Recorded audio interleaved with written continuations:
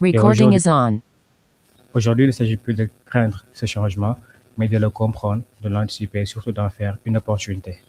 Et avant d'aller dans le vif du sujet, je vais laisser la parole à notre co-modératrice. Bon, par moi, c'est Marcel Thiaw, votre co-modérateur. Je vais laisser la parole à la co-modératrice qui va se présenter, nous faire une brève présentation de Gazen AI. Donc, Haja. Bonsoir à toutes et à tous, j'espère que vous allez bien. Et bienvenue et merci de votre présence et surtout pour la participation. Donc, moi, Recording is on. je suis Hadja Diallo, je suis étudiante en troisième année en informatique et gestion à l'Institut africain de management, mais également je suis ambassadrice de Galzen AI au sein de mon école. Donc, pour ce qui en est de Galzen AI, je pense que si aujourd'hui on est réunis ici, c'est en partie grâce à Galzen AI. Donc, Galzen AI, pour ceux qui découvrent la première fois, c'est une communauté qui a été initiée par des jeunes Sénégalais qui sont passionnés de l'IA, de la data, mais aussi de l'IoT. Cette communauté a été créée depuis 2018, mais son objectif principal surtout, c'est de propager, de vulgariser l'intelligence artificielle à travers plusieurs moyens, que ce soit des meet-ups, des certifications, des hackathons à travers des reading books et d'autres.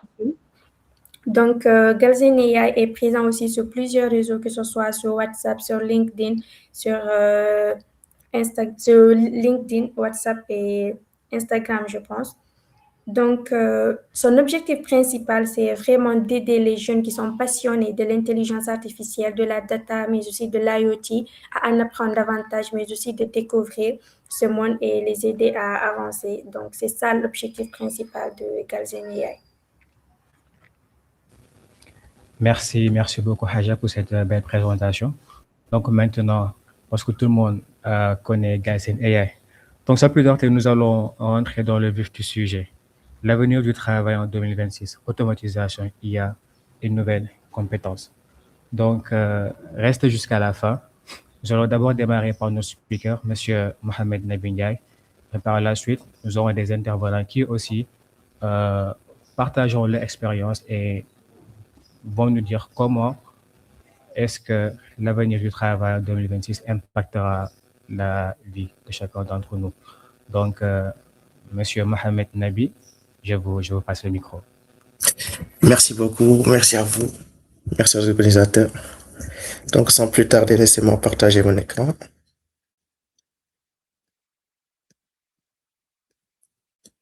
Ok, j'espère que tout le monde arrive à voir mon écran. Je vais juste confirmer. Oui, il est visible.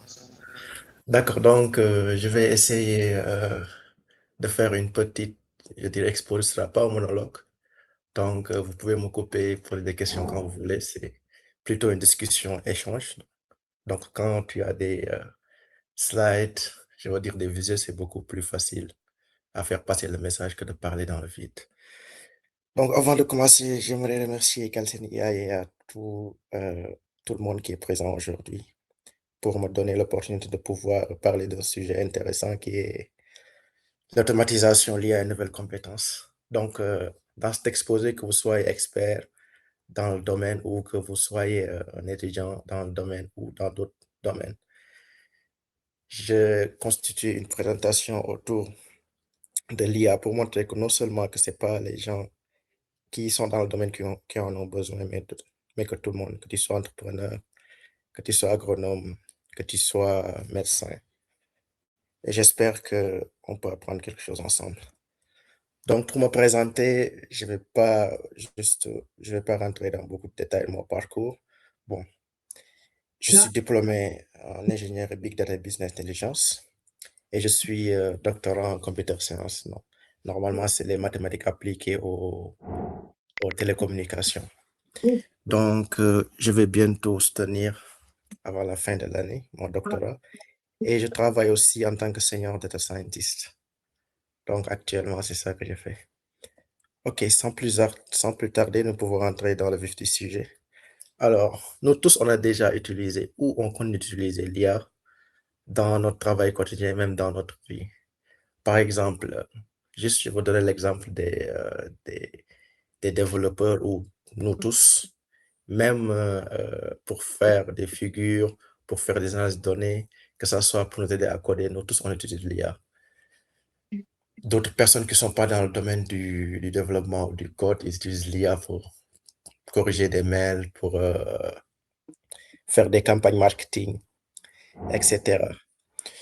Donc, quand l'IA est venue, tout le monde avait peur en se disant que peut-être il va nous remplacer. Mais en 2026, la question se posait, c'est pas si l'IA va nous remplacer, mais comment utiliser l'IA pour amplifier notre valeur? Comment utiliser l'IA pour monter en compétences? Comment utiliser l'IA pour être beaucoup plus productif? Donc, c'est ça le plus important. L'IA, ça redéfinit les métiers, ça en crée des nouveaux, mais ça en redéfinit. Et pour ne pas rester obsolète, pour ne pas rester dépassé, il faut toujours se mettre à jour. Pour moi, l'IA, c'est un outil. C'est comme, je pourrais donner l'exemple de la suite Microsoft Office. Il faut les maîtriser pour être beaucoup plus productif dans votre travail ou que ce soit dans l'entrepreneuriat ou autre chose. Donc, face à tout ce changement, quelle est la voie? Quelle voie devront-on suivre? Quelle voie les professionnels, quelle voie les entrepreneurs doivent-ils suivre en 2026? Il y a deux voies.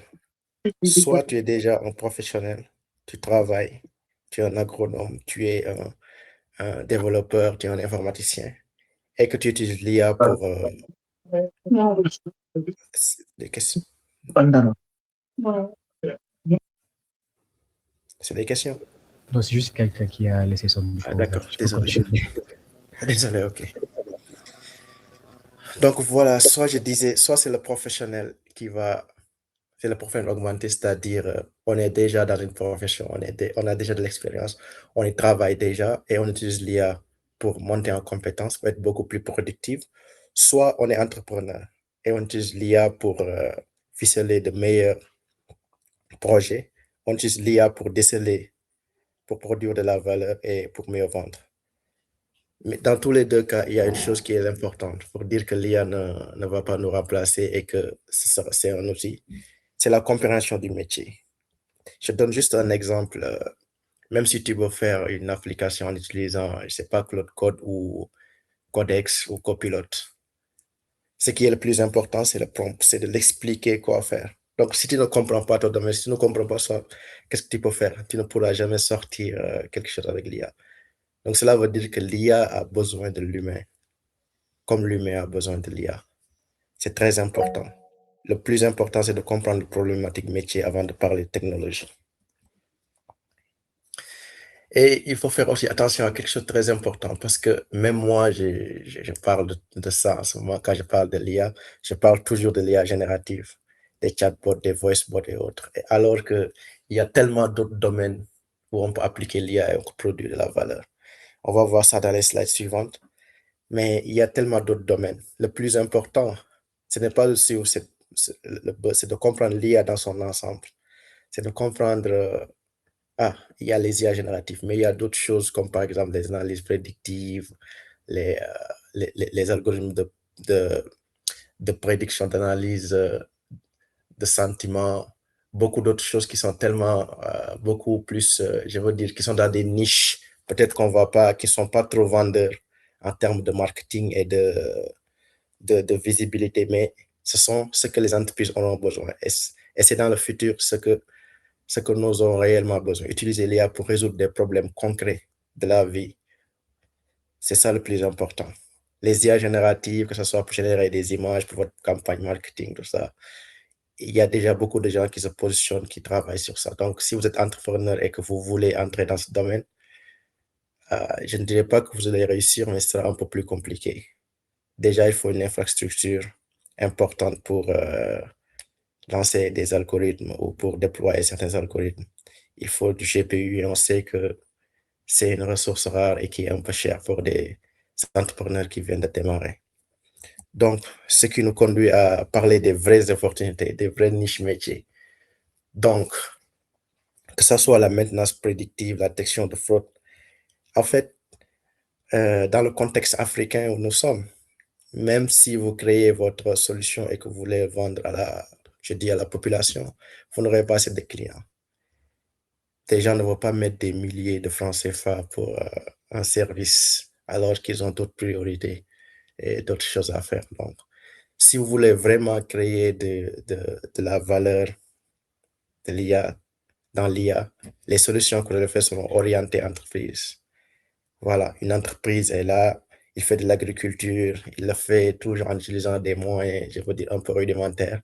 Comment l'aider à produire mieux? Comment l'aider à produire plus? Ce qui réduirait les coûts et ce qui augmenterait son chiffre d'affaires. Donc, c'est ça le plus important. Et ça, presque toutes les entreprises, dans le contexte aussi de l'Afrique qui est en pleine industrialisation, c'est ça le plus important. Donc, il faut aller avec son temps et grandir avec les entreprises. Surtout, la supply chain est très importante, la distribution. Pour donner juste un exemple, on voit toujours au Sénégal que, par exemple, pour les oignons, il y a un moment où tous les agriculteurs mettent leurs oignons sur le marché et il y a un problème d'écoulement. Il y a un vrai problème d'écoulement. Ce n'est pas qu'on n'a pas besoin d'oignons, mais ça n'arrive pas chez nous. Alors, comment résoudre cette problématique en utilisant l'IA? Ce sont des vraies questions qu'on doit se poser. Ce sont des questions, qui ajoutent de la valeur, déjà qui vont résoudre une problématique nationale, d'intérêt national. Et ce sont des choses aussi qui peuvent rapporter des gains inconsidérables. Donc, ce sont ces genres de niches, ce sont ces genres de problèmes qu'on doit chercher à résoudre. Parce que, comme je l'ai dit, la partie IA générative, la partie chatbot, ChatGPT, toutes ces choses, il y a tellement beaucoup d'autres acteurs qui ont déjà des infrastructures assez puissants et qui ont déjà beaucoup avancé sur ça. Et c'est vraiment difficile de les concurrencer. Mais pour ces domaines, ces niches précis, on peut vraiment avoir de la valeur là-bas, créer de la valeur et résoudre des problèmes d'intérêt national et d'intérêt commun. Comme je dis toujours, là, il y a la data, il y a toujours possibilité de faire de l'IA. L'opportunité IA, c'est la valeur business. Je viens juste de voir de voir une information, il y a un médecin sénégalais qui a fait une application simple. Là où tu es, et tu as une urgence, je ne sais pas, ou bien tu as besoin d'aller à l'hôpital, il va te montrer, à part de ta localisation, les structures de santé la plus proche pour pouvoir se traiter rapidement. On voit ça comme une petite chose. Les gens disent non, ça c'est des choses simples, on peut le faire. Mais ça aide vraiment, vraiment beaucoup de personnes, beaucoup de gens. Ce sont ces petites choses que j'appelle innovation, parce que c'est à partir de ça qu'on va créer d'autres couches, des couches qui sont de plus en plus importantes et qui vont arriver à l'innovation finale. Et pour ça, on n'a pas besoin vraiment d'être un expert. Comme j'ai donné l'exemple, ici c'est un médecin qui a su utiliser l'IA pour faire une solution parce qu'il a vu qu'il y avait un problème et il s'est dit, ah, pourquoi on ne doit pas faire ça pour le corriger? Donc, c'est même chose. Suppose, je donne juste un exemple. Par exemple, on sait tous que c'est un peu compliqué, surtout pour nous, pays africains, dans nos hôpitaux, d'avoir une historique pour chaque personne qu'on consulte, d'avoir l'historique des maladies, l'historique de quand il était venu dans les hôpitaux, quels ont été les diagnostics, quelles ont été leurs ordonnances. Et ça, c'est tellement important, ces données. Si tu peux l'avoir, par exemple, tu peux juste, dans les zones reculées, dans les villages, installer je veux dire, des médecins intelligents qui se basent sur ces milliers de diagnostics et ces milliers de prescriptions pour pouvoir ausculter des gens et puis leur prescrire des choses. Parce que c'est compliqué, quand on voit les statistiques, il y a moins de médecins pour un nombre précis de population. Donc, dans les villages ou dans les endroits reculés, c'est difficile. C'est vraiment difficile d'avoir accès à ça. Donc, si on les remplace par des médecins intelligents, ce serait vraiment une avancée. Et en plus, question business et question rentabilité, ça serait extraordinaire. Donc, ce sont ces genres de solutions. Soit tu es à l'intérieur, tu peux le voir, soit toi, tu vas souvent à l'hôpital ou tu vas souvent dans les entreprises et tu comprends bien cette problématique. C'est aussi le cas pour les stagiaires. Quand on part en entreprise pour faire un stage, on ne part pas seulement pour se focaliser sur ce qu'on donne comme travail. On doit voir l'entreprise, comprendre comment ça marche, voir quels problèmes ils ont, quels problèmes ils peuvent avoir et quelles solutions qui peuvent les aider à les résoudre. C'est comme ça qu'après même, on arrive à avoir, à continuer, je veux dire, à transformer un stage en emploi, soit à transformer un stage, l'expérience qu'on a pu avoir là-bas, en une opportunité entrepreneuriale. Et ce sont ces genres de solutions qui sont vraiment, je dirais, qui sont impactants pour l'entreprise, qui ajoutent de la valeur qu'ils auront besoin. Et ce qui est cool dans ça, c'est que si un problématique qui est appliquée à une entreprise peut être appliquée à beaucoup d'autres entreprises. Ouais, il y aura toujours un problème peut-être de l'architecture doit changer ici parce que chaque entreprise a sa manière de fonctionner. Ces données ne sont pas les mêmes choses, mais la méthodologie est là, c'est ça qui est le plus intéressant. Donc, dans l'avenir, d'après les statistiques, surtout du Future of Job Report 2023, sur LinkedIn Economic Graph, donc les métiers qui vont exploser, c'est bien sûr les métiers qui sont en rapport avec l'IA, le data scientist, etc., tout ce qui tourne autour de AI, mais je ne vais pas m'attarder sur ça parce que ce sont des métiers futurs, donc ça veut dire que il y a de nouvelles formations et ce sont les nouveaux étudiants qui vont s'orienter sur ça. Mais le plus important sont les métiers qui existent déjà. Pour un métier que tu as déjà choisi, pour un parcours que tu as déjà choisi, comment faire pour rester toujours compétitif et pour ne pas être obsolète et remplacé par l'IA, pour acquérir de nouvelles compétences. Donc, comme j'ai dit au début, pour moi, l'IA est un outil. Tout le monde doit le maîtriser. Tout le monde sait. Comme je dirais les mathématiques ou les statistiques, bon, je veux dire des statistiques simples. Tout le monde doit maîtriser ça. Que tu sois agronome, médecin, ingénieur. Si, par exemple, si tu prends l'exemple d'une entreprise d'agronomie qui fait de l'agronomie, supposons maintenant qu'il a besoin de faire de l'irrigation intelligente.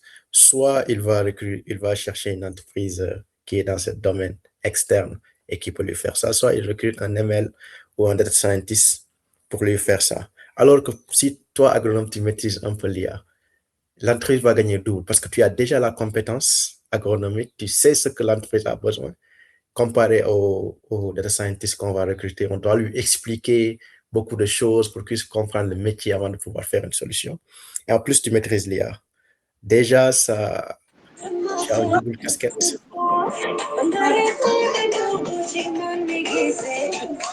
C'est une énorme nouvelle. Donc déjà, tu as une double casquette et en plus, voilà, facilement, tu peux avoir de l'évolution et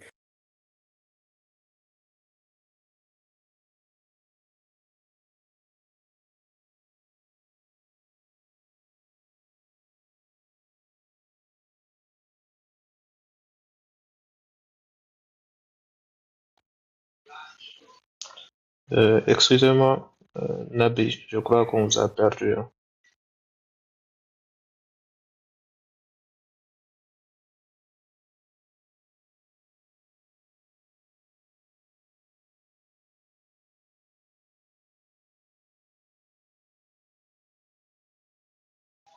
Allô? Je pense qu'il a perdu la connexion. Oui, oui. On attend juste qu'il revienne. vous m'entendez? Oui, on vous entend. On peut attendre un peu si il va se reconnecter. Attendons Si, un peu. je pense que c'est moi qui parle. Voilà, vous êtes de retour, Navi. D'accord. Désolé, j'espère que je peux parler dans le vide. Désolé. Non, vous pouvez repartager. D'accord, ça marche. C'est moi, juste une minute.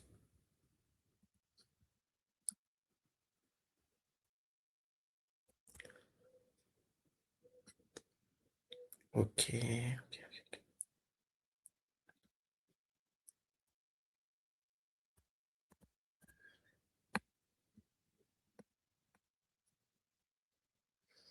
Ok, c'est bon, vous voyez bien mon écran. Oui, on va. D'accord, désolé du dérangement. Ok.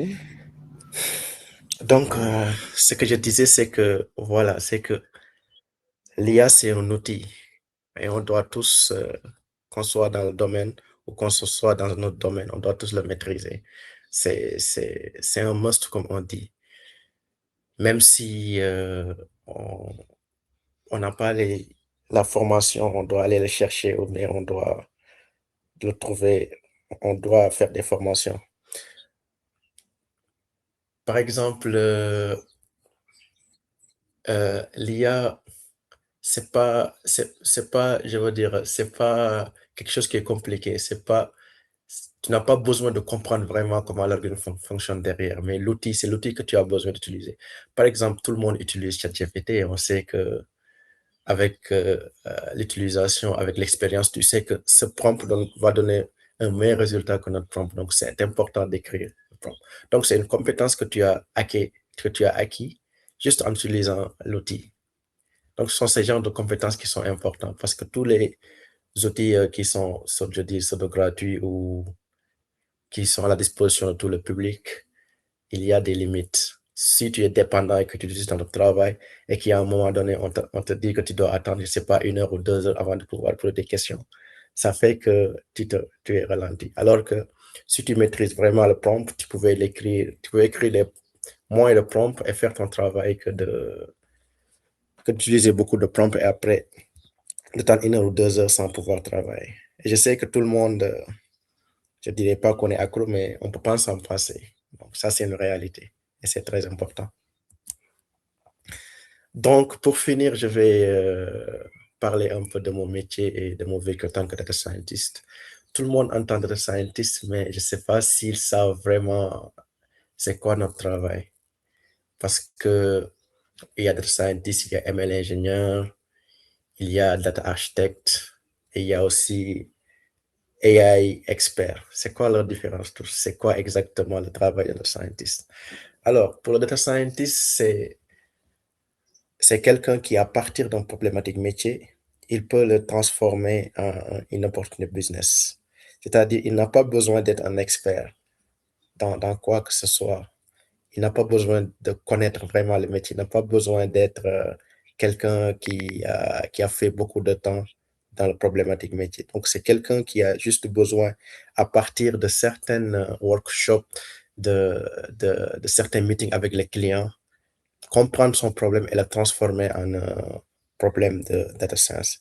Donc, la première étape, ça commence par la compréhension. C'est tellement important parce que la première des choses, c'est que les gens du métier, ils ne vont pas rester des journées entières à t'expliquer quelque chose. Non, ce sont des gens qui ont leur métier aussi.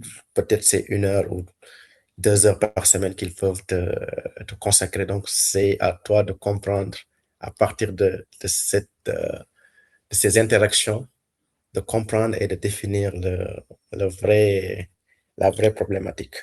Donc, après ça, ce qui est le plus important, c'est d'avoir un logigramme ou bien juste un algorithme. Pour l'instant, on ne parle pas d'algorithme en tant que solution, mais je dirais plutôt un logigramme. Donc, voilà la problématique et voilà ce qu'on veut à la fin. Qu'est-ce qu'on a besoin? On a besoin de data. Quel genre de données on a besoin? Par exemple, on a besoin, si je prends l'exemple d'une usine qui fait du dessalement de l'eau et qui veut réduire sa consommation énergétique. Qu'est-ce qu'on a besoin? On a besoin de comprendre la consommation spécifique, qui est CSP. Qu'est-ce qu'on a besoin pour calculer CSP? On a besoin de savoir la température, les marées, les charges de production, les débits. Qu'est-ce qu'on a besoin? On a besoin on a besoin des données sur la météo. Est-ce qu'on les a? Ce sont des questions qu'on pose. Si on n'a pas de données sur les marées, est-ce qu'on ne peut pas utiliser les données sur la météo pour modéliser ça? Est-ce qu'on a un modèle qui calcule le débit?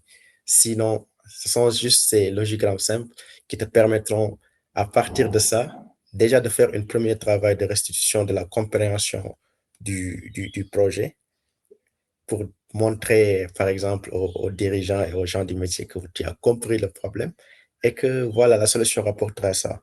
Et ça aussi, c'est très important, surtout la capacité de communication, parce que une réunion avec les dirigeants, les autres dirigeants d'entreprise, que tu sois, je veux dire, même entrepreneur ou professionnel, c'est toujours une occasion.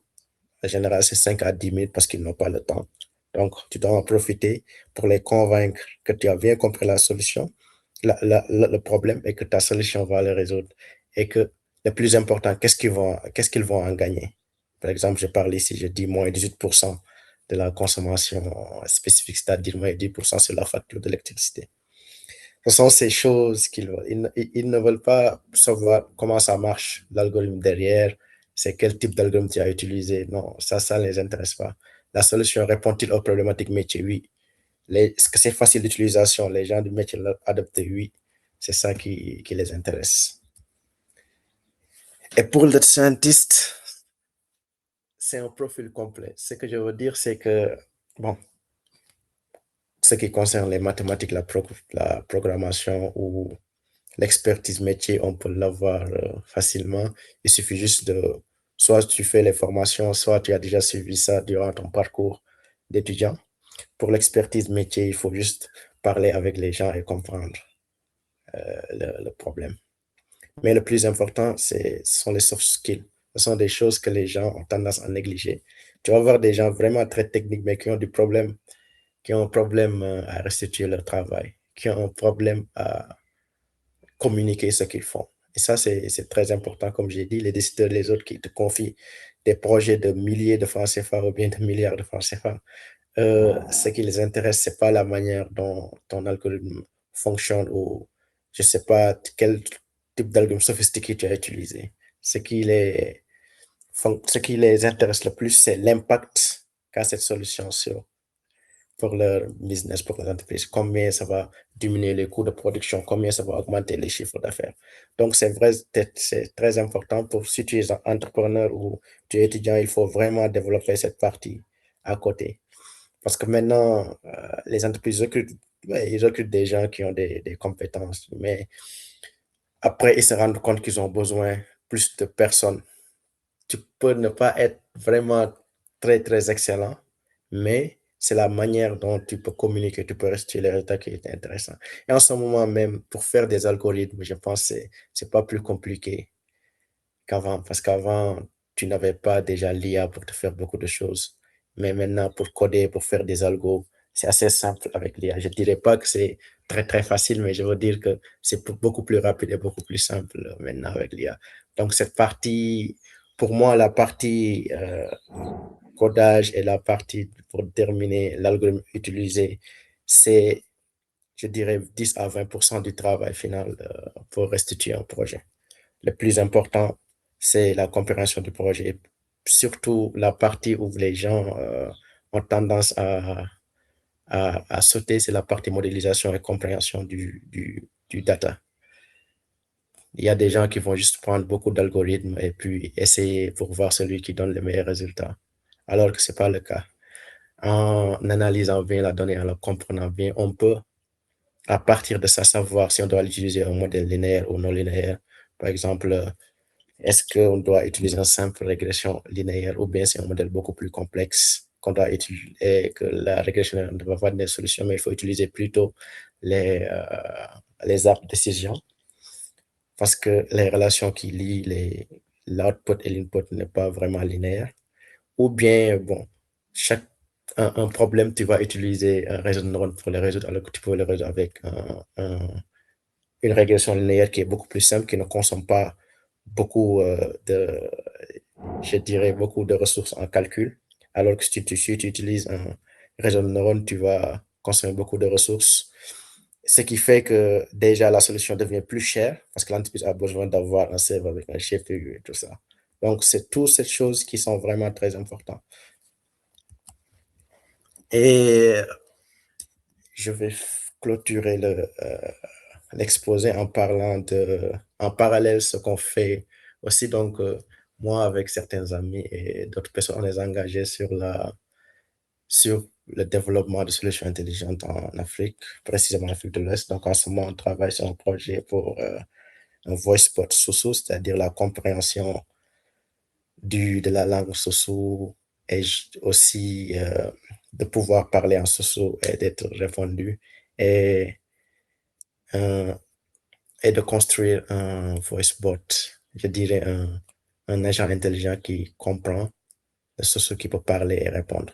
Parce que pour nous, nous pensons que en 2026 et dans l'avenir, c'est le système qui doit s'adapter à la population, mais pas l'inverse. En ce moment, c'est nous qui s'adaptons au système parce que c'est nous qui devons, pour aller, par exemple, à l'administration, chercher des documents, je sais pas, faire d'autres démarches, nous sommes obligés de parler dans la langue officielle pour pouvoir être compris.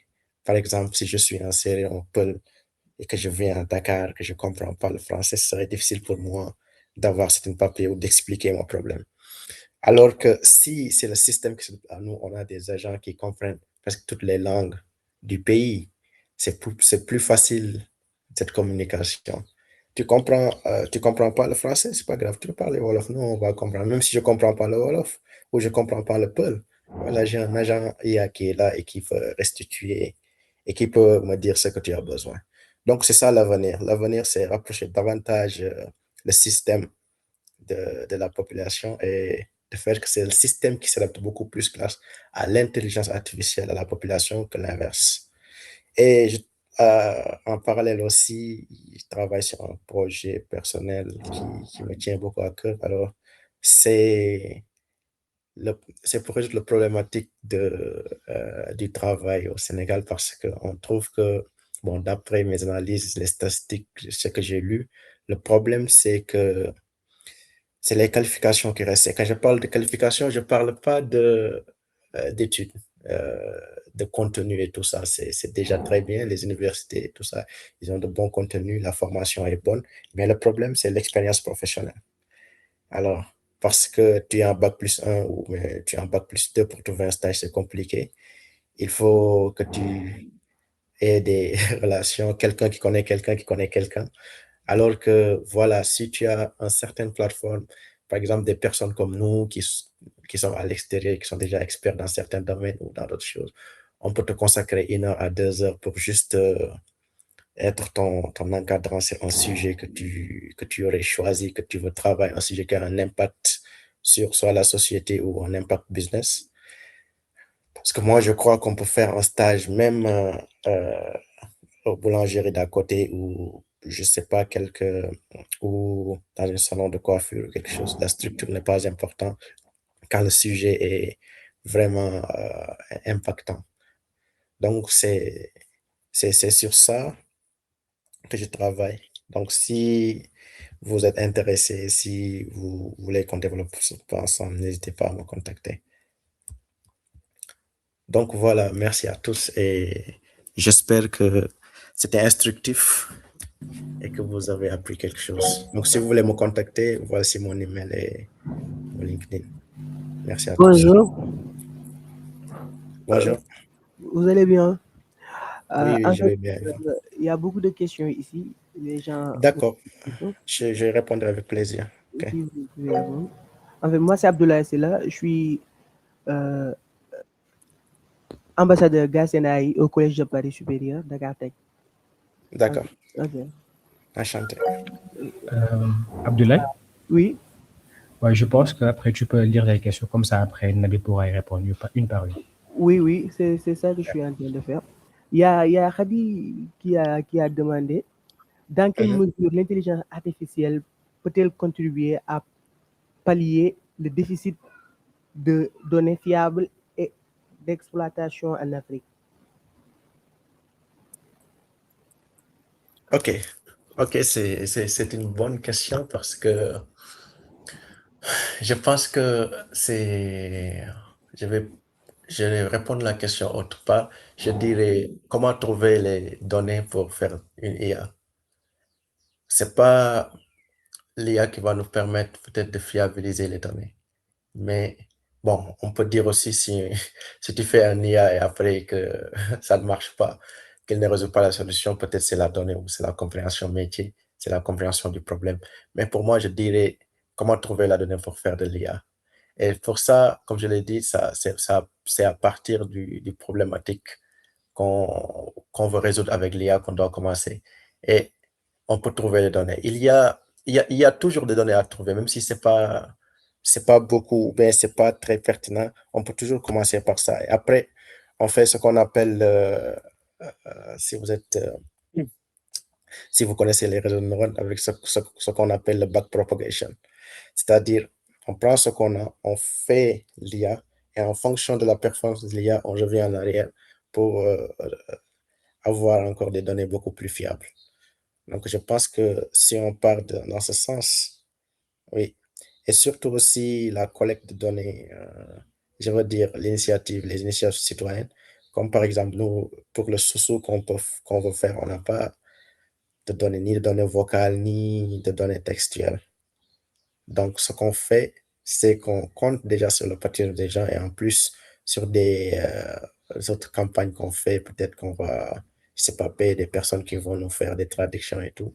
Mais c'est ça aussi le plus important, c'est d'avoir cette idée que, voilà, il y a toujours des gens qui peuvent aider et si c'est pas le cas, on peut toujours trouver une solution en les, je veux dire, en les motivant. On peut pas les payer, mais on peut les motiver sur d'autres choses et avoir la data.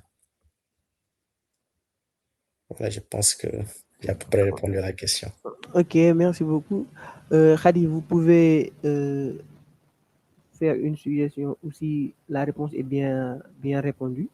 Il y a Ahmadou qui a demandé l'application de l'intelligence artificielle dans le domaine de la santé est-il nécessaire en Afrique? Oui, c'est une bonne question parce que il y a certains qui te diront qu'en Afrique, c'est vraiment encore trop de parler de l'intelligence artificielle. Mais pour moi, je pense que c'est comme ça qu'on rate la coche, c'est comme ça qu'on rate l'avenir. Parce que si on ne suit pas et si on ne le fait pas maintenant, après, ce sont les gens qui font de l'intelligence artificielle, je veux dire les autres pays en général, les autres Européens, c'est eux qui vont faire les solutions et nous les donner. On en aura besoin. Pourquoi ne pas le faire maintenant? Même si, je veux dire, ça ne sera pas quelque chose de très, très bon, mais au moins, il est là. Et au fur et à mesure, on peut les améliorer. Donc, il faut oser l'avenir. Il ne faut pas rester et rester à dire que bon, non, on a des autres problèmes, on a des autres solutions, l'intelligence artificielle, c'est encore loin, peut-être qu'on n'a pas les infrastructures, peut-être. Si on fait ça, on va vraiment rater la coche et l'innovation va toujours, on sera toujours en rade derrière l'innovation. On va courir derrière des solutions que des gens ont créées là-bas et ils vont venir nous donner ça. Déjà, qu'on va pas y gagner beaucoup. Bon, même si ça marche, peut-être que ça va aider. Mais je veux dire en termes financiers et trucs, si c'était des boîtes africaines ou sénégalaises ou locales qu'ils développent, ils vont créer la solution et puis créer je veux dire, des métiers. Et voilà, et créer toute une économie autour. Donc voilà, pour moi, il faut oser l'innovation. Ah, merci. Voilà, c'est ça. Ok, il y a encore des questions. Il y a Masek Chao qui demande est-ce qu'on peut parler de full stack de data pour une personne qui maîtrise tous les stacks de la data? Et ça, on les appelle, ouais, si on fait analogique avec full stack developer, on peut appeler ça, mais en général, c'est un data engineer. En fait, bon, moi aussi, j'ai un profil de data parce que, comme j'ai dit, je suis ingénieur en big data et business intelligence. Donc, si tu maîtrises tout le processus de data de bout en bout, tu es un data engineer. Et je parle du métier de data scientist tout en laissant un peu en rade tous les autres métiers qui sont autour. Mais pour être data scientist aussi, il faut être déjà un data engineer. Parce que, comme je disais, la chose la plus importante, c'est de savoir comment manipuler la data. Savoir les nettoyer, c'est de savoir sortir les connaissances, c'est de savoir comprendre, parce que la data parle. On doit lui poser des questions et il va nous parler. Il a une histoire à raconter. Tout ça, c'est le data ingénieur qui... Il faut avoir des compétences de data ingénieur pour ça. Donc, oui, si tu maîtrises le processus data de bout en bout, on peut te dire full stack. Mais bon, moi, je le mettrais plutôt en data ingénieur parce que ça concerne l'OLTP, c'est-à-dire déjà en amont, le nettoyage, la collecte, je veux dire, des données qui viennent de plusieurs sources qui sont soit structurés, soit non structurés, il faut nettoyer tout ça et les mettre dans un seul. Par exemple, nous, en data architecte, on appelle ça des entrepôts de données ou des lacs de données. Et à partir de ce moment-là, on peut parler vraiment d'utiliser machine learning pour faire. Parce que nous qui faisons du machine learning ou qui faisons de l'IA sur ces data, on a besoin que la data soit d'abord nettoyée, soit bien présentable. Sinon, on peut en sortir aucune connaissance. Donc oui, on peut dire que full stack de la data, même si ça n'existe pas encore, mais je pense qu'on y arrivera. Merci beaucoup. Ok, merci beaucoup. Il y a Libs qui demande, c'est quoi vraiment le métier de l'IA développeur? Quelles sont les responsabilités du AI ingénieur? C'est deux questions. D'accord. Donc, AI développeur, normalement, AI développeur, en fait, il faut différencier deux choses. Par exemple, développement de produits IA et développer des IA. En fait, par exemple, comme nous, ce qu'on fait, en tant que data scientist, on prend un problème, on utilise l'IA, on développe et ça fonctionne. Donc on utilise l'IA pour faire des choses. Mais développer un produit IA, c'est par exemple développer un chatbot ou développer un voicebot. Et ça, tu n'as, tu n'as pas besoin de maîtriser l'IA, tu as juste besoin d'être un bon développeur parce que tu as des API que, par exemple, nous, les scientifiques ou d'autres personnes ont déjà fait et qui sont là, ou bien des modèles open source que tu utilises pour faire. Mais quand on dit ingénieur IA, c'est celui qui fait l'IA que le développeur IA utilise. Donc, par exemple, les endpoints de OpenAI ou de Claude que les développeurs utilisent pour faire des chatbots ou des voicebots, ce sont des choses que les ML ingénieurs ont fait. Ils ont pris la data, ils ont fait des modélisations, ils ont entraîné l'algorithme pour avoir des modèles qui sont là. Et maintenant, quand tu es développeur, tu l'utilises pour développer un IA pour l'utiliser. Donc, toi, tu développes juste le produit final. Par exemple, développer les interfaces et tout ça pour faciliter l'utilisation. Mais derrière, c'est un ingénieur qui développe les modèles, qui a toute la modélisation, la théorie et tout ça, et qui te met les modèles. Et toi, développeur qui développe un IA, tu prends ces modèles pour développer ton IA. Donc, voilà. J'espère que j'ai répondu à cette question. Ok. Il y a Masek qui a posé encore. Si vous pouvez revenir sur les profils hybrides et parler de AUE, pourrait avoir l'IA dans le domaine de la gestion, notamment les finances et le marketing. Oui.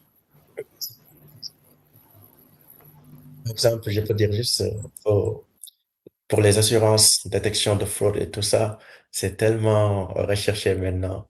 En fait, avant, on utilisait plutôt des méthodes statistiques. Maintenant, on utilise des méthodes IA pour le faire.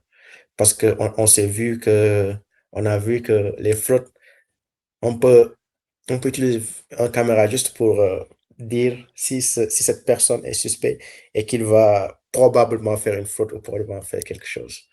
Au lieu de détecter les fraudes après, on le détecte avant, on détecte l'intention de fraude. Donc ça, on peut le faire. Et surtout pour le domaine marketing, j'ai récemment travaillé sur un projet où on devait par exemple, prédire l'impact des promotions sur les gens qui vont l'acheter. Par exemple, on va prendre l'exemple d'une entreprise qui distribue des eaux minérales et des boissons et ils font des promotions. Par exemple, un certain type d'eau minérale, quand il est en promotion, il peut impacter un autre. Disons que tu as deux XY qui sont deux marques d'eau minérale. Et l'un est mieux et est beaucoup plus cher. Il est plus luxueux. Et l'autre est moins cher et c'est beaucoup plus accessible. Donc, par exemple, si tu fais une promotion sur le plus luxueux et le plus cher, tu le diminues jusqu'à presque, il est au même prix que l'autre. les gens vont aller acheter le produit le plus luxueux parce qu'ils savent que c'est mieux et vont délaisser l'autre. Donc, ce sont des choses comme ça qu'à travers l'IA, on peut, et en utilisant l'IA, on peut faire ça, on peut faire des campagnes marketing qui permettent de nous dire pour chaque produit, quel sera son impact pour que les gens achètent et est-ce que ce produit aura un impact sur un autre? Et si c'est le cas, qu'est-ce que j'en gagne et qu'est-ce que j'en perds? Ça nous permet d'évaluer en amont la campagne de marketing. Donc, quand on parle de l'IA, on parle toujours en amont. Donc, on prédit des choses qui vont probablement arriver avec c'est pourquoi on parle des modèles avec une certaine précision, un certain score. Donc, et avant, ce qu'il faisait, c'est avec les méthodes statistiques, c'est on a la promotion qui est là, et maintenant, on a les données, et c'est à partir de ces données qu'on va apprendre, ça n'avait pas marché, celui-là avait un impact sur l'autre produit. Et c'est ça qu'on va maintenant emmagasiner, qu'on va apprendre. Et dans les prochaines campagnes marketing, on essaie d'éviter ça. Alors que l'IA, maintenant, ce qu'il fait, c'est qu'il te permet de prédire ça, d'anticiper ça et de ne pas attendre d'avoir les données pour le savoir. Donc, ce sont des gains colossaux qu'on gagne justement en utilisant l'IA dans le marketing et la finance. Merci. Ok, merci beaucoup. Il reste une seule question. C'est ma question. Dans 5 voire 10 ans, selon vous, quelle sera la différence entre quelqu'un qui aura réussi dans le nouveau monde du travail et quelqu'un qui aura échoué? Si je dis quelqu'un qui aura réussi, c'est quelqu'un qui a pu mettre en relation son travail dans l'IA, et quelqu'un qui a échoué, c'est quelqu'un qui n'a pas utilisé l'IA.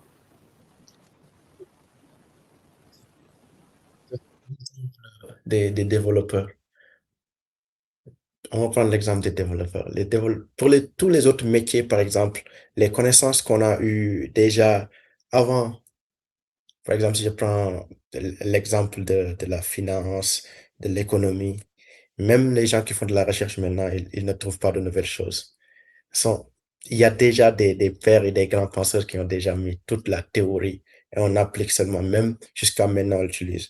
Mais quand tu viens dans le domaine de l'IA, de l'informatique en général, pour donner l'exemple du développeur, s'il ne se met pas à jour, il sera toujours obsolète.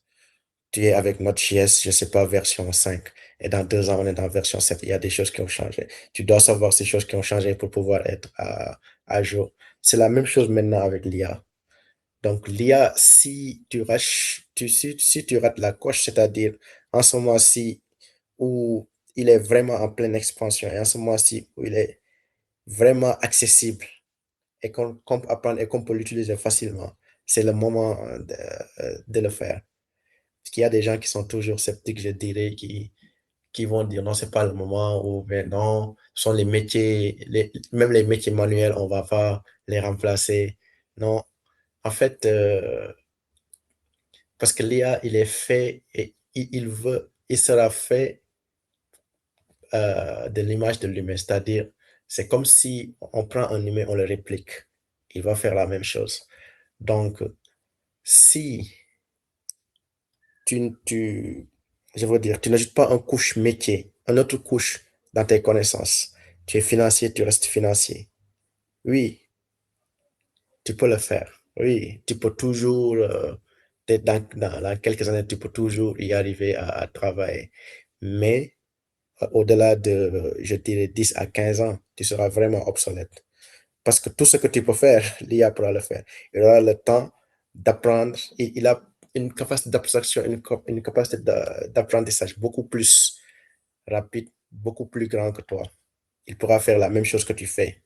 Même si maintenant je dis qu'il faut une compréhension du travail, mais on va arriver à un tel point que l'IA va comprendre même la chose. Mais il faut toujours ce qu'on veut dire, l'expertise humaine derrière, mais une expertise humaine qui maîtrise l'IA et qui sait comment l'IA fonctionne. C'est-à-dire, il va utiliser l'IA comme un outil. Il va l'utiliser pour l'orienter. qui aura raté vraiment sa vocation, qui va devenir obsolète, ce sont les gens qui ne vont pas suivre, qui seront, je dirais, sceptiques et ne vont pas suivre l'innovation. Ok, merci beaucoup. Il y a Ndeye Fatou Niang qui demande qu'elle aimerait savoir comment un data analyst peut-il intégrer progressivement des modèles d'intelligence artificielle dans ses analyses. Oui, ça c'est une très bonne question. Parce que quand on parle de data analyst, c'est un peu après, il n'applique pas de modèle IA, il analyse juste ses données. Mais en fait, maintenant, le métier de le métier de data analyst, il évolue un peu. Il n'analyse pas les données pour juste les restituer, mais il analyse les données et pour sortir, je veux dire, des connaissances et des KPI. C'est lui qui prépare le terrain pour le data scientist, en fait. Donc, comment utiliser ces outils? Ça, c'est là où il y a plus d'automatisation, en fait. C'est-à-dire, c'est un pipeline qu'on fait. En général, on fait les mêmes analyses, les analyses statistiques, les choses. Donc, ce sont des pipelines et c'est l'automatisation IA qui te permettra d'avoir à l'entrée n'importe quel type de données et au sortie avoir ton analyse. Ton analyse des KPI et d'autres données qu'on te demande de restituer. Tu peux le faire déjà avec les agents conversationnels, tu leur donnes la data et tout ça, ils peuvent te le faire. Ça c'est déjà, mais bon, pas des données aussi assez compliquées que les data analysts vont faire face, mais ils peuvent le faire. Et maintenant, si toi, tu veux vraiment aller vraiment dans le travail, c'est, comme j'ai dit, l'automatisation. Donc, tu commences par un certain type de data que tu as en général l'habitude d'analyser. Tu sais, toi, les étapes que tu fais. Première étape, c'est, je ne sais pas, peut-être de faire des analyses statistiques sur la corrélation ou faire d'autres analyses. Tout ça, tu peux mettre en place l'IA qui peut te le faire. Et s'il n'y arrive pas à le faire, c'est maintenant là où toi, tu prends le relais pour le faire. Mais il faut savoir que tout type de métier qu'on peut faire, tout type de choses avec l'automatisation IA, on peut arriver à le faire beaucoup plus facilement. Mais il faudra toujours s'assurer qu'il n'hallucine pas et que ce qu'il fait est bon. Donc, il faudra lui faire confiance, mais pas à 100%. Ok, je pense qu'il y a une dernière question ici. C'est Zo qui l'a posée. Il demande si l'Afrique doit-elle investir dans ses propres data centers ou utiliser le cloud comme AWS, Azure, etc. Ou bien est-ce qu'on doit faire de l'IA autonome sans notre propre infrastructure? On ne peut pas faire des IA autonomes sans notre propre infrastructure.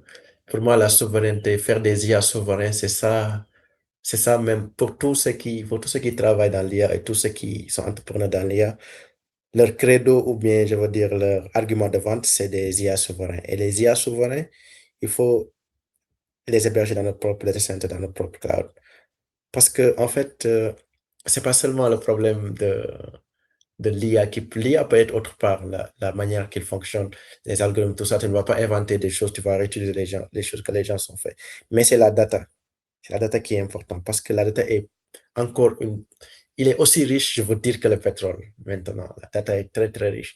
Donc, si tu mets la data dans un cloud étranger et que, bon, ils vont te dire non, ils ont des politiques de confidentialité, mais on a tous vu que dans le passé, il y a des fuites de data Google, tout ça, ils utilisent la data des gens qui les vendent à d'autres entreprises. Voilà, tout ça. Et si de notre entreprise ont cette data, ils peuvent faire ce que tu fais est beaucoup mieux parce que peut-être qu'ils ont plus de ressources. Donc, pour moi, notre euh, credo, ou je dirais toute notre solution doit tourner autour des IA souverains. Mais bon, comme il l'a dit aussi, il faut avoir ses propres infrastructures, ses propres centers. Et si on ne les a pas, on est obligé toujours de mettre les data sur des AWS ou autre part parce qu'on manque de souveraineté. Ok, merci beaucoup. Les questions sont terminées. Je passe la parole à Masek. Merci beaucoup Abdoulaye. Et merci encore à M. Nabi Ndiaye vraiment pour ce bel exposé. Vous avez vraiment Je, abordé tous les contours du problème. Oui, vas-y François. je crois qu'il y a Monsieur Kandé, je sais pas si c'est bien prononcé, qui a levé sa main. Est-ce qu'il D'accord. aimerait intervenir ou poser une question? Oui, en fait, on aimerait prendre les interventions après. D'accord, d'accord. Ça va, ça va. Après, M. Kondé pourra intervenir. Donc, nous allons prendre les intervenants. Puis après, s'il y a d'autres personnes qui voudront intervenir, après, seront les bienvenus. Donc, je vais laisser le soin à Haja de les introduire. D'accord, merci beaucoup, Maïsek. Et un grand merci à Monsieur Ndiaye pour cette très belle présentation qui nous a beaucoup aidé à découvrir encore l'IA de notre côté et beaucoup plus encore. Donc, on a quelques intervenants. Je vais commencer par Madame Khadikiam, qui est à l'Université numérique Cheikh Hamidou Kane. Donc, Madame Khadi, nous vous écoutons.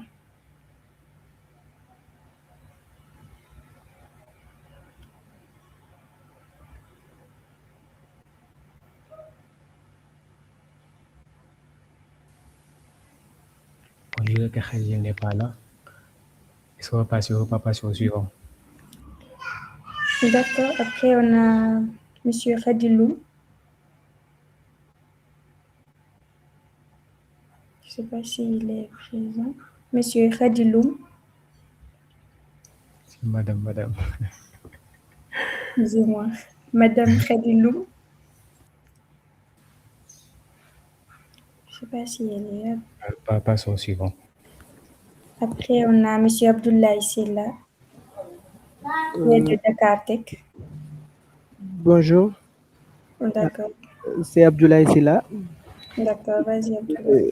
Je suis étudiant en deuxième année au Collège de Paris supérieur en réseau et cybersécurité. Je suis ambassadeur de Galsen AI au sein de mon université. Je remercie monsieur Ndiaye pour cette belle présentation et remercier les collaborateurs Masek, Hadja et les autres. Vraiment, merci beaucoup. Aujourd'hui, nous vivons dans une transformation profonde du travail. Du coup, pour cette transformation, il est porté par une réalité simple qui est l'intelligence artificielle, quoi. Personnellement, je n'ai pas de compétences en IA parce que je fais réseau. J'aime juste l'intelligence artificielle et j'aimerais avoir des compétences sur ça. Personnellement, je pense que j'ai pas les mots à dire. Je voulais juste dire que l'intelligence qu'on doit essayer d'avoir des compétences sur ça, quoi. Je passe la parole aux autres. D'accord, merci beaucoup Abdoulaye. Après, nous passons à Monsieur Eli Malo, software ingénieur backend system security. Monsieur Eli Malo, je ne sais pas si... Ok, je suis présent. D'accord. Ok, bonjour déjà à toutes et à tous. Je suis ravi d'être avec vous aujourd'hui pour parler de notre avenir avec l'intelligence artificielle. Donc déjà, je tiens à remercier M. Ndiaye pour cette belle présentation et il a très bien posé le contexte sur l'évolution et les avancées. Mais par contre, moi, j'aimerais prendre le sujet sur un angle un peu différent. Non pas dans le point de vue global, mais du point de vue d'un développeur. Concrètement, nous, en tant que dev, qu'est-ce qui change vraiment dans notre manière de travailler au quotidien? Donc, avant de débuter, je me présente rapidement. Je suis développeur full stack, également game dev et aujourd'hui, je me spécialise en pen testing. OK. Donc déjà, j'évolue dans plusieurs domaines du développement, donc j'ai une vision assez concrète de la manière dont notre métier change. Et avant de débuter, j'aimerais partager avec vous une petite anecdote. Déjà, il y a peu de temps, j'ai essayé de entièrement une application. Et quand je dis vibe c'est-à-dire je sors entièrement du prisme du développeur et je me présente devant comme une personne qui n'a jamais eu à faire du code de sa vie. Donc, la base de tout ça, c'est de faire une idéation avec une IA. Donc, je lui pose la question de me proposer une idée révolutionnaire. Et c'est là où je comprends une chose. L'intelligence artificielle est très forte pour optimiser les choses, mais beaucoup moins pour les imaginer. Parce que la créativité, ça vient du vécu, des expériences, d'une sensibilité, pas juste de probabilité. Ensuite, une fois cette idée cadrée, je laisse l'intelligence artificielle faire toute l'architecture. Et moi, là, honnêtement, je peux dire qu'elle s'en est bien sortie. Même si avec un peu de recul, je pense qu'un développeur plus expérimenté pu faire mieux. Et là vient la partie la plus impressionnante, c'est la production de code. Et là, je trouve réellement que il s'en sort très bien. Moi, j'ai utilisé tous mes tokens et là, il m'a fait quelque chose qui fonctionne. Mais à partir du moment où on creuse, en quelque sorte, on se rend compte que dans le fond, c'est pas trop ça. Le code, les API et les réponses, on voit très vite ses limites. Il fait du code fonctionnel, mais pas forcément du bon code. Et ça m'a rappelé une chose essentielle. Être dev, ce n'est pas juste écrire du code. Être dev, c'est plus analyser un problème, comprendre un environnement, anticiper des failles. Et surtout, passer beaucoup de temps à corriger. Beaucoup, beaucoup, beaucoup de temps.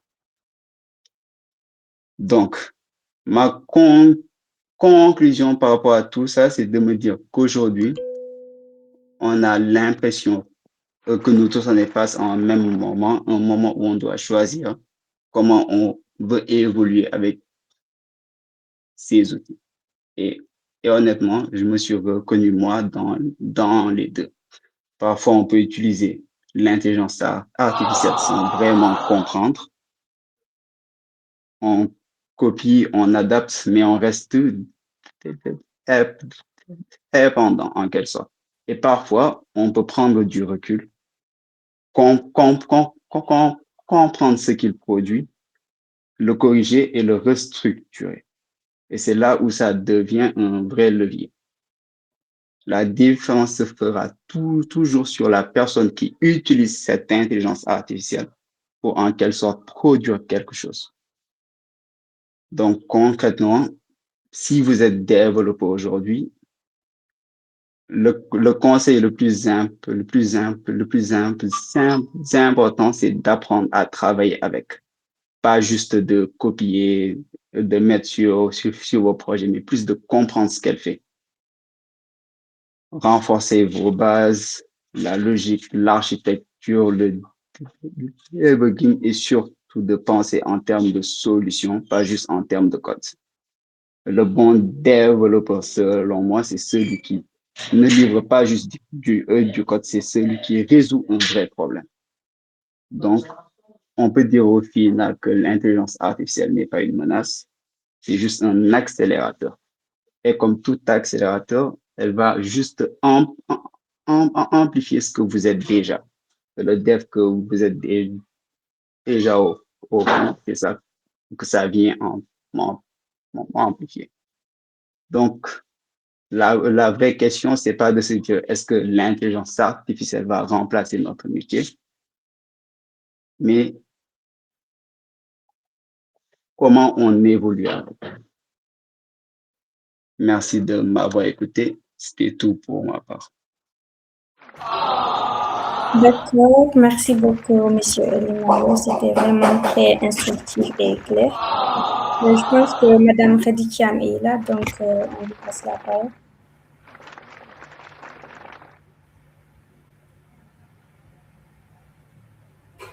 Madame Khadikiam.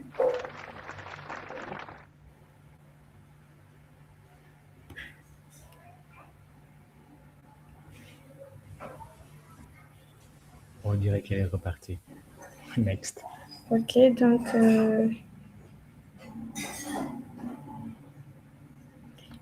donc on va passer au suivant qui est Monsieur Afdel Desmond, qui est ambassadeur de DIT.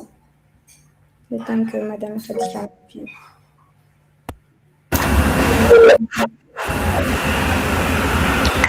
Bonsoir à tout le monde, j'espère que vous allez bien. Est-ce que vous me recevez? Oui, on te reçoit. Super. Alors, je pense que avant de démarrer, je suis Afdel Desmond, comme Adja l'a dit, je suis étudiant en Master 1 en intelligence artificielle au niveau du Dakar Institute of Technology et je suis le Galsen ambassadeur de l'établissement. Et comme je disais, déjà, je vais féliciter Monsieur Ndiaye pour sa présentation. Elle était assez instructive et elle nous a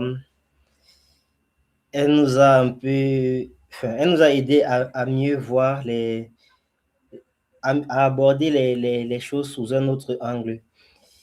Et moi, en fait, ce que je me dis, c'est que si on doit parler de l'avenir du travail, on doit plus ou moins répondre à quelques questions. Et M. Jai nous a justement aidé à répondre à pas mal de questions au début, mais je pense qu'il y a d'autres questions à se poser. Je sais que vous étiez venu pour avoir des réponses, mais mes contributions à moi ou ma contribution va s'adosser sur des questions à se poser, justement, si on veut maintenir son travail ou alors comment est-ce qu'on doit faire pour justement être au top dans quelques années. Et les questions sont justement adossées premièrement sur votre valeur ou notre valeur ajoutée. Sur la valeur ajoutée, en gros, il s'agira de savoir quelle est la part de métier prévisible par l'IA. Et une fois que je connais la part de métier que l'IA peut gérer ou la part de travail que l'IA peut gérer dans mon métier, qu'est-ce qui reste de mon poste en fait? Qu'est-ce qui reste? Quelles sont les tâches qui me restent à moi?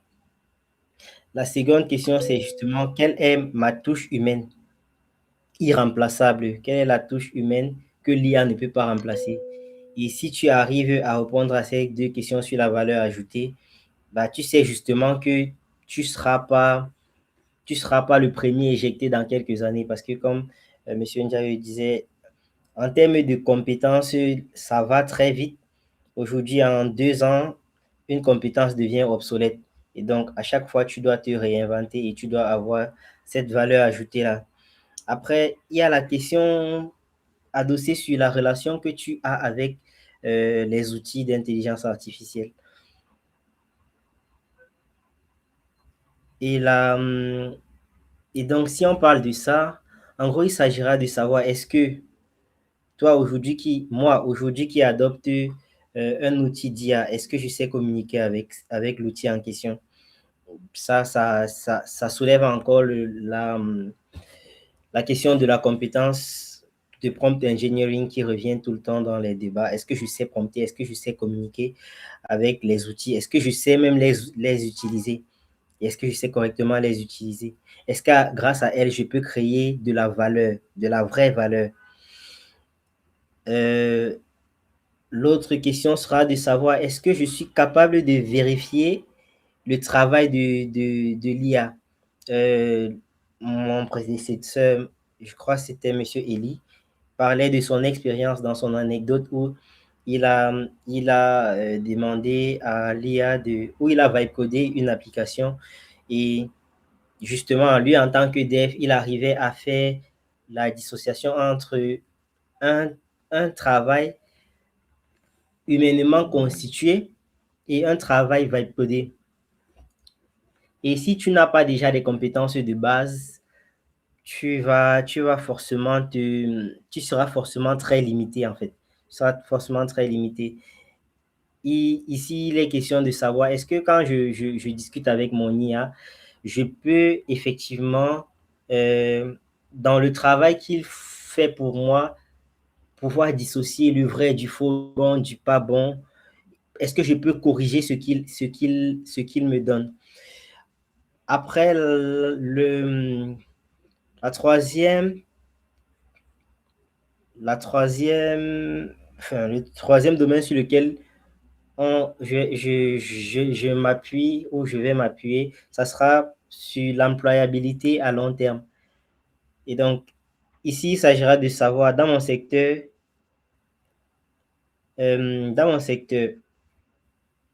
comment formuler ça? Est-ce que mon secteur d'activité est en train de se modifier en l'IA? C'est ça la question. En gros, si l'IA permet à n'importe qui de faire mon travail avec un outil, que je peux payer à $20 par mois, par exemple, comment est-ce que je vais justifier mon tarif ou mon salaire au niveau de l'employeur?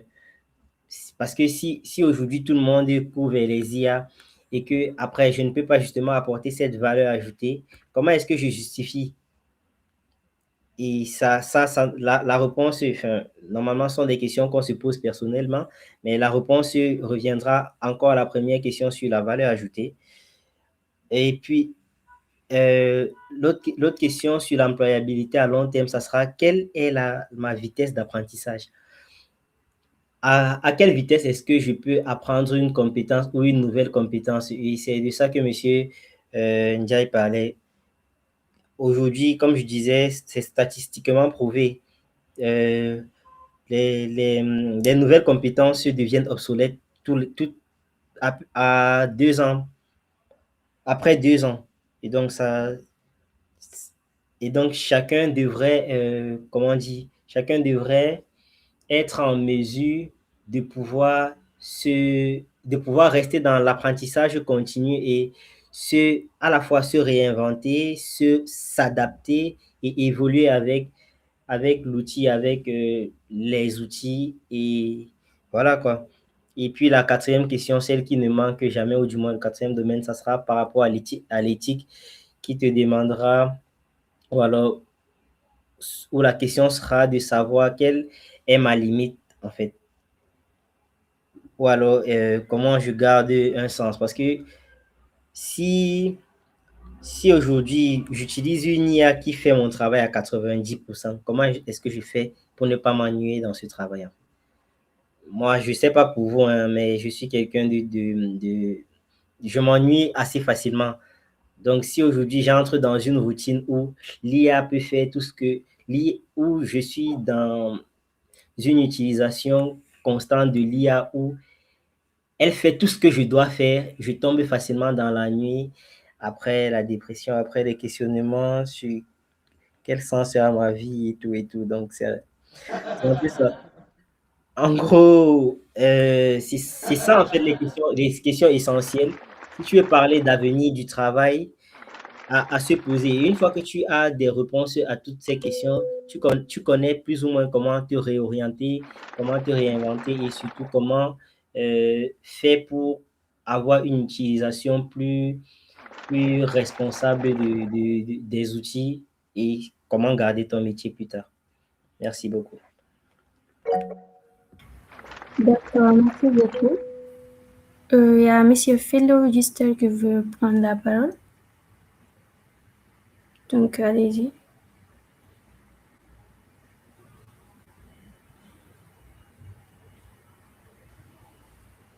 Bonjour tout le monde, j'espère que vous allez bien.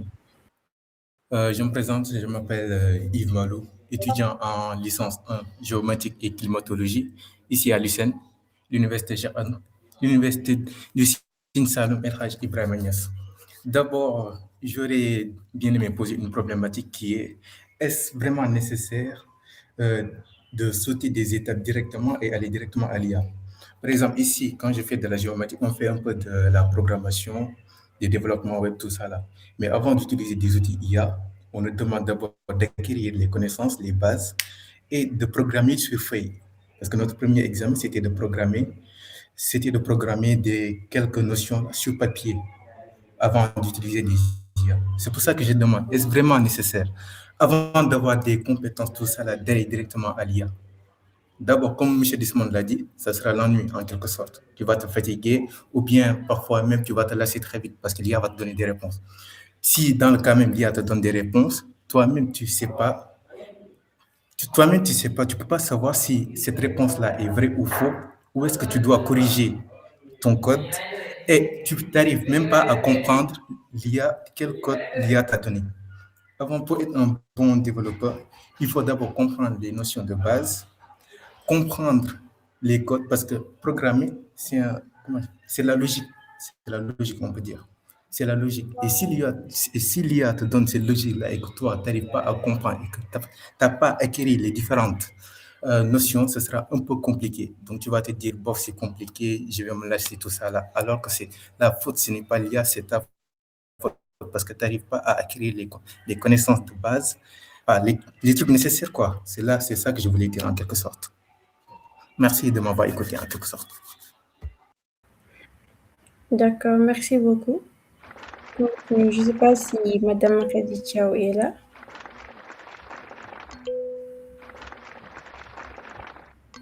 Madame Khadija, si vous êtes là, vous pouvez prendre la parole. Parce que tout à l'heure, elle avait levé la main encore.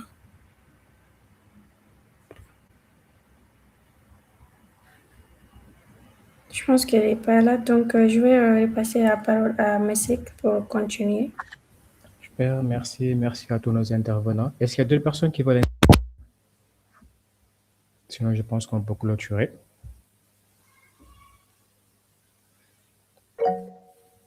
D'accord, il y a Khadi. Khadi, vas-y, si tu es là. Après, on va prendre Zo.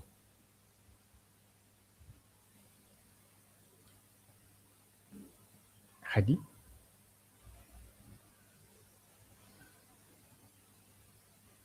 D'accord. Zo, tu veux prendre la parole? Oui, bonjour tout le monde. Bonjour. Oui, merci beaucoup à tous. Bon, je me présente comme avec mon pseudonyme Zo, mais je voudrais partager avec vous 2 à 3 minutes mon expérience un peu en tant que responsable IT, disons par rapport à ce domaine en fait.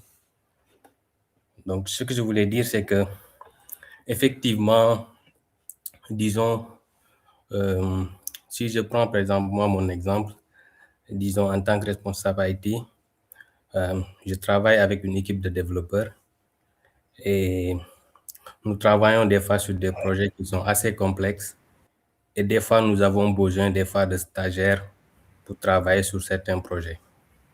Mais je peux dire depuis 2 ou 3 ans, et ce que je dis là, c'est bizarre, mais on n'a plus besoin de stagiaires en fait. Parce que tout le travail que l'on donnait à un stagiaire, c'est-à-dire on va prendre par exemple 2 à 3 mois à lui expliquer un peu, disons, le fonctionnement de l'entreprise, disons, pas mal de choses en fait. On constate que si on explique bien à l'IA, bon, vous comprenez bien ce que je veux dire, en travaillant sur un bon prompt et expliquer très bien le contexte, j'insiste bien sur le contexte, l'IA le fait, disons, allez, 10 fois mieux que le stagiaire. Et en plus, on ne perd pas de temps, on ne perd pas de l'argent aussi. Et c'est dommage pour le stagiaire, Mais si on raisonne simplement en termes de logique business, et moi en tant que gérant, bien qui gère un peu voilà, tous ces facteurs-là, il y a une réelle menace, disons, pour les profils qui sont un peu juniors, entre guillemets, en fait. C'est pourquoi je voulais partager ça avec vous. Et voilà, il y a aussi un étudiant qui a dit quelque chose qui est extrêmement important, c'est le fait de bien maîtriser les choses, en fait. C'est-à-dire que pour chaque, disons, pour les IA, l'idée, c'est de vraiment comprendre les bases, disons, de la programmation, de faire surtout des projets personnels sur lesquels vous devez vraiment comprendre le fond des choses. Et ça, c'est extrêmement important parce qu'on voit de plus en plus des profils qui nous viennent. On voit que ces profils-là, voilà quoi, les gens utilisent beaucoup plus l'IA, mais ils ne proposent pas surtout des projets personnels où tu peux aller voir sur GitHub pour que tu vois l'historique du gars, les projets sur lesquels il a travaillé et tout.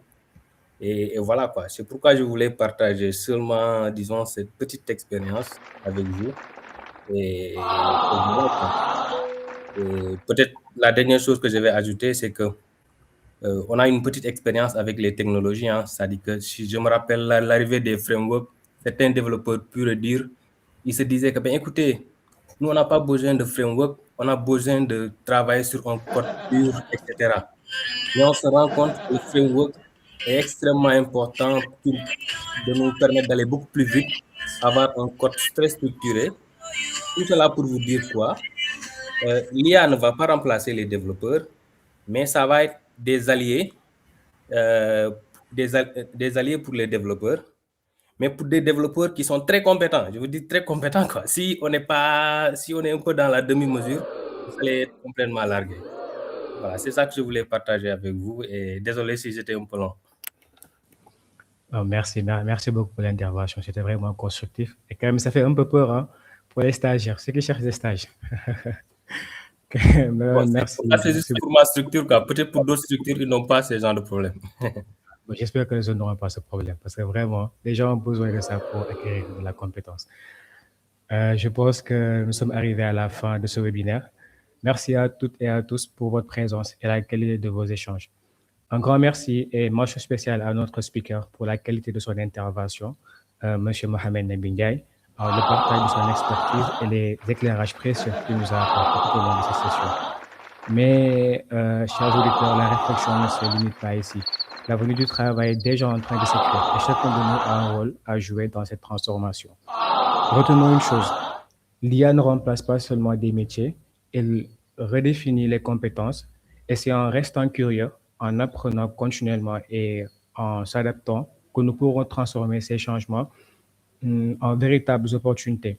Donc, j'espère que ce moment vous aura apporté des clés concrètes, de nouvelles perspectives et surtout l'envie d'agir. Donc, restez connectés à poursuivre les échanges et à partager ce que vous avez appris autour de vous. Et Galsen AI vous prépare des events à ne pas rater. Donc, à très bientôt pour de nouvelles discussions, de nouvelles discussions enrichissantes. Merci beaucoup. Au revoir.